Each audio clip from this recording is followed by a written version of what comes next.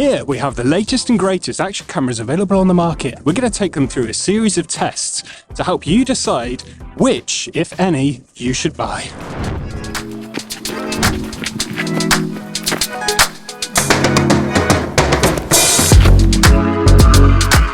So here we have all the cameras lined up. The DJI Osmo Action 3, the GoPro Hero 11 Black, the GoPro Hero 10 Black, the Insta360 1RS. We also have the GoPro Hero 7 Black. This is just to show you how far we've come. Now I want to talk about stabilization. GoPro cameras have been at the forefront of electronic stabilization for a long time. Here we have the four main cameras lined up just to see the difference between stabilization ability. Can you guess which is which? All of them have stabilization set to the highest possible setting available. Were you right? Comment below if you were. And here, of course, the GoPro 7 with Hyper Smooth off, just to see what we would have been dealing with if we didn't have that technology. The strange thing with the Insta360 camera is that you can get it to record the gyro data, etc., rotations and the movement of the camera into the file, and then you can apply the flow state stabilization after the fact. If you apply stabilization in camera, there's quite a large delay on what you see on the screen from what you do in front of it, and you can't play those files back in the camera, which is a little bit annoying. The DJI Action 3, they've also added the Horizon Steady, where you can rotate the camera fully in camera without any extra equipment, but that is limited to 2.7K because it does crop in quite massively to do that. The GoPro Hero 11 can do horizon leveling at 5.3K in 16:9, which is pretty impressive, and because of that bigger sensor, whereas the 10 doesn't quite go as high resolution and still doesn't actually go further than 45 degrees, so you don't have the full horizon lock in the 10. The GoPro Hero 11 is capable of 5.3K with full 360 degree lock, as you can see here. At 2.7K, the Action 3 can do 360 degree lock. With the 1RS, you can apply 360 degree horizon lock in post-production, but it crops in very heavily, reducing quality. Here we have a comparison of the widest fields of view available in each of the cameras. Although in the app, the Insta360 can go wider. The DJI wins here, being slightly wider than the GoPro 11. New in the GoPro Hero 11, we have Hyperview, which is using the full 8x7 sensor and compressing it into a 16:9 image. Now, here in these shots, we can clearly see the difference between Hyperview and Superview. So yes, you get a wider field of view, but it's also more warped at the edges. Here we have the ultra wide of the DJI Action 3 up against the hyper view of the GoPro Hero 11. And as you can see, the DJI is still wider. Now let's quickly use this quick switching method with the DJI Action 3 to put it in its portrait mode. Shooting in this mode is perfect for most social media platforms, including YouTube Shorts. Well, GoPro has a trick up its sleeve. Using the 8x7 sensor, if you shoot in 8x7 mode, you can crop for both social media, portrait mode, and standard 16:9 from the very same footage. Another comparison I wanted to do was low light. Now, action cameras themselves aren't known for their low light prowess. One of the main things you need to do in order to get really nice footage is have a lot of light. Now, action cameras have a very small sensor indeed, which means that they need even more light than cameras with a much larger sensor, like the camera I'm filming on right now. So you may see yourself, when you're filming in a very bright environment, the image looks spectacular. And then you start going in sort of shady, dark environments, and then we see what happens. So here we are showing exactly what happens when you go from a dark environment to a light environment and let the camera automatically change the settings. Can you guess which is which? Now, definitely some of them have an improved dynamic range over others, and some do better at adjusting to the differences in light. And now that we've revealed all the cameras to you, did you guess right? That's what I want to know. And here's the GoPro Hero 7, just to show you what it's like without stabilization on and the older camera technology. So all of these action cameras here shoot in 8-bit, but newly introduced into the GoPro Hero 11 is the 10-bit codec. That means that it's taking in data for a lot more colours, almost 17 million colours as opposed to a million that the rest of them do, which means that we're going to have less breaking down of the colours, less banding in bright areas between slight variations and gradients in the sky, for example. And in my experience so far, there's definitely a difference. Now, DJI have announced that the Action 3 will get 10-bit 422. So I'll be looking forward to that in the future. But as of now, still 8-bit. Now let's have a look and listen to the microphones in these cameras. Because all these cameras are waterproof, there's a sort of a membrane, etc. in front of the microphone, which can cause the microphones to not operate as well as they would if they weren't waterproofed. But I'm sure you can all agree it's worth it to have the waterproofing. Now let's sort of hear a comparison between all of the different mics on these cameras. Right, let's do a microphone test then. So there's a little bit of wind. Right, let's do a microphone test then. So there's a little bit of wind. Right, let's do a microphone test then. So there's a little bit of wind. Right, let's do a microphone test then. So there's a little bit of wind. Right, let's do a microphone test then. So there's a little bit of wind. So all these cameras come with a video mode and various photo modes, as well as time lapses. So right now, I've decided to run a time-lapse experiment to see how they all cope with the weird changeable weather now, because it's both sunny and raining right this second, bizarrely. So let's see how they do.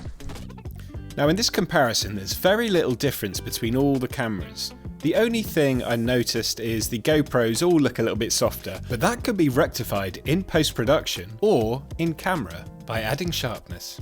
Now we're going to talk about ease of use. So the GoPro Hero 7 is very simple, very basic, the same recognisable menu systems, and that has barely changed in the newer iterations. What you do have now is when you swipe down from the top, there's a few more tick boxes there so you can quickly change settings. Having the front screen is quite useful for framing if the camera's facing you, which you can do with the One RS because it's modular. You can take it apart, swap things around, change it the other way up, and then you can have it so that the camera and the screen are facing you. The DJI Action 3 takes this a step further. Not only is the screen brighter and clearer to see, the front screen is now a touch screen too, meaning that if you want to operate without having to go to the back, or say you can't access the back of the camera, you can do it on the front, and you can get all the features of the back screen on the front screen. And also, there's a hydrophobic layer on it, so when you just come out of the water, you can operate straight away. The GoPro screens, the 11 still has the same screen as the 10. The screen is fine. It does respond okay. It's better than the Hero 7 at responding, but that might just be the old camera that I have. The Insta360 screen is very small and a little bit fiddly for me, but the design of it is quite good. How they organise getting around menus and stuff is really quite good. So, feel. I'm starting with the 7. The 7 has a sort of smooth, rubberized feel, slightly grippy, feels very tough and robust in the hand. The Insta360 One RS has a mixture of feels, so the boost lens is smooth to the touch, whereas the main brain module has rubberized textures on it, including the front area, which is very pleasant to the touch. You've got a slightly textured plastic for the battery compartment. Now the GoPro 10 and 11 are exactly the same feeling. They're quite smooth, even smoother than the GoPro 7. So they've got rid of the sort of rubberized texture and now it just feels like smooth, hard plastic. But the rubber is around the edges here and the front. So the front is rubberized and the back is rubberized. Now, where that's good is if you're sliding into cages and stuff like that, or sliding it into the media mod, you're not going to be getting friction against the media mod when you're sliding it in and out. The DJI feels excellent. It feels quite solid and robust. It's rubberized again around these sort of beveled edges, but the rubber is very different. It's more textured and a bit firmer, which I quite like. And then you've got a grippy section on the bottom with this magnetic mount system. Let's talk about mounting options. So, starting with the DJI, it has this magnetic mounting system with little clips here that are flush with the bottom of the camera. Nothing poking out when it's on a table, like so. And if you had it in its included case, which is quite simple, very reminiscent of the case that came with the GoPro Session, it's just got one hinge there, which allows you to slide the camera out like so. And when it's in this case, you can still access the magnetic port on the bottom, which works like so. So you line it up with the space and click it into place. And when you've got this cage on, you get another mounting system, so you can mount it in portrait mode. It's surprisingly strong, actually, and very easy to do. So when it's on there, it's not coming off. The thumb screws it comes with are also better than GoPro's, let's be honest. With these fins like this, it's much easier to undo and to tighten. And it also works with all GoPro mounts that use the fingers, the 3 fingers. The latest few GoPro iterations have had the fingers built in, which means that you don't need to be bringing any sort of clips around with you. You can have it nice and flush again, and then bring those feet out, and then there you go. It's on there.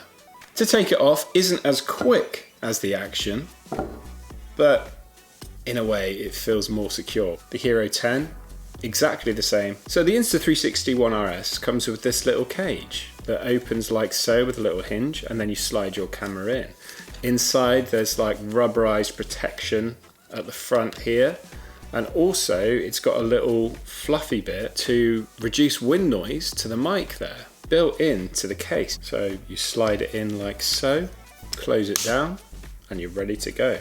And I think it's a good blend of the two different systems. Your camera's in there, it's in there fixed pretty good, but if you want to remove it quickly, you can press on this hinge here, take the camera out, and you're free to go and leave this as is, and then you can just slide it back in. And again, that means that all your GoPro accessories are going to work with this system too. Now the GoPro Hero 7 has a cage in order to mount it. There are no fingers built in. So you insert it into this cage, close it, and then use this hinged part on the top to clamp down, and now it's rigid with the fingers underneath. Now this feels more robust than the cage for the Insta360. Now depending on which version of the Action 3 you buy, you might also receive this battery case. Now it's a really nice addition. It's well made. It's only slightly bigger than 3 batteries, and they just slot in really, really nicely. And the green lights is actually just powered from the battery to show that it's full. Now, Insta360, if you buy the twin edition, you can get a 360 lens. There are other lenses too, and to change them, there's a switch here. You flick that switch, separate off that lens, and then you add this lens by just slotting it in together. The battery then clamps them together and holds it all in one unit. Now this makes it a really intriguing buy, because not only have you got a fairly good action camera with the 4K boost lens, but you also have a 360 camera. And it does work very, very well. In its standard action camera mode, it's not as good as the other action cameras, but with the addition of this 360 thing, as well as the really advanced AI software that you can use in the app, the whole Insta360 One RS bundle is a very intriguing purchase. Now let's look at overheating. With all of the cameras shooting at 4K 50 with maximum stabilisation available, screen brightness up to 100%, highest bitrate available, the GoPro 7 lasted 32 minutes and 6 seconds before it overheated and switched off. The GoPro 10 lasted 26 minutes and 57 seconds before it overheated. The GoPro Hero 11 lasted only 24 minutes and 58 seconds. The Insta360 One RS lasted for 71 minutes and 55 seconds before it ran out of battery.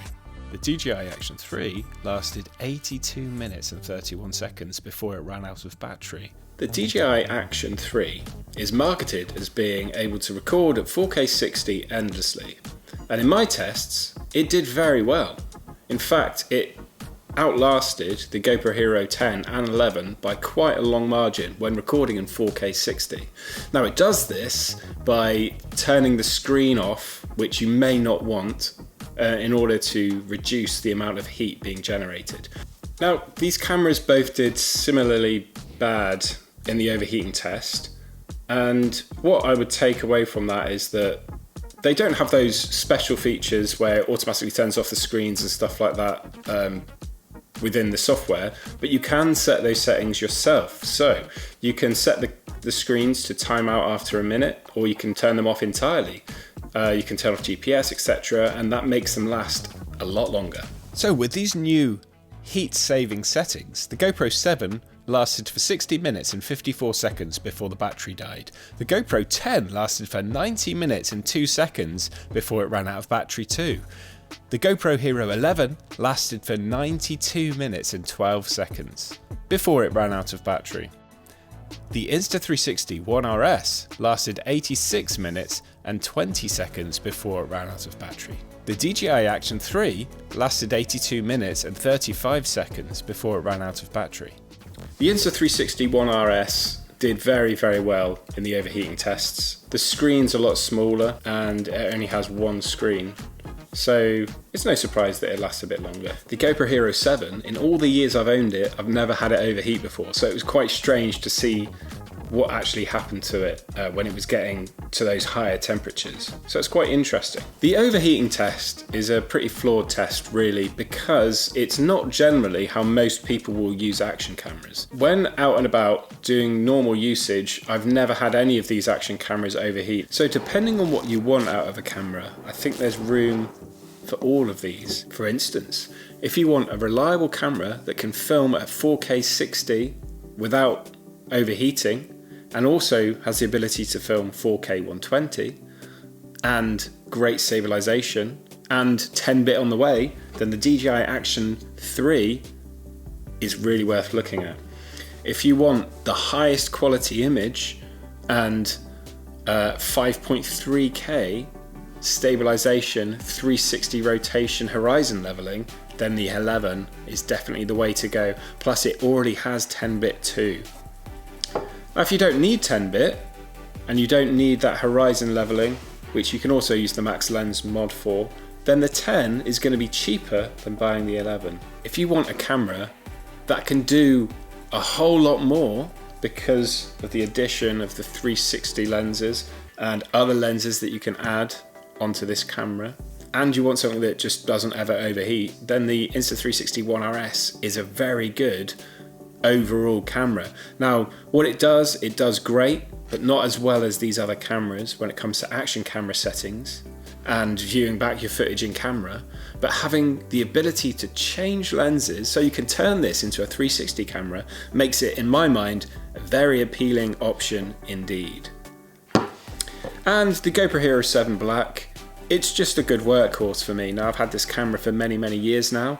If you have the Karma system, like I still do somewhere, it still works, I used it the other day, then you could use something like the Hero 7 Black. Now it's pretty dated in a lot of ways, it's missing a lot of features that you get on the newer cameras, but it's a hell of a lot cheaper. Hopefully that's given you a lot more information to go on, and if not, why don't you comment below with what you actually do still need from an action camera, so that these companies can take note and decide what they need to develop for any future cameras. And as always, see you on the next one.